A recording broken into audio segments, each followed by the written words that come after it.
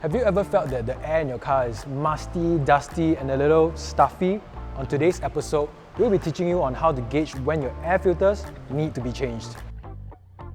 Your cabin air filters not only improves the air quality that you breathe in, but simultaneously increases the hygiene of the car itself. Pollutants and poor ventilation may cause you to suffer from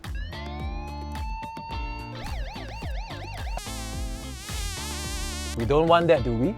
Your glove box doesn't just hold a treasure trove of useful things. Behind it is where your cabin air filter compartment is.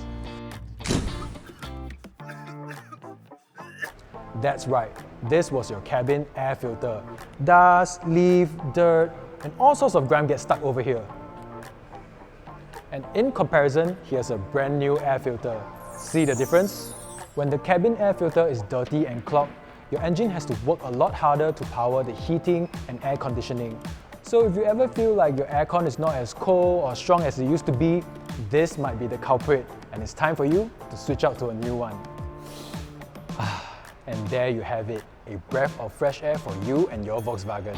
And remember, when in doubt, you can consult me or any of our friendly service advisors at Volkswagen Singapore.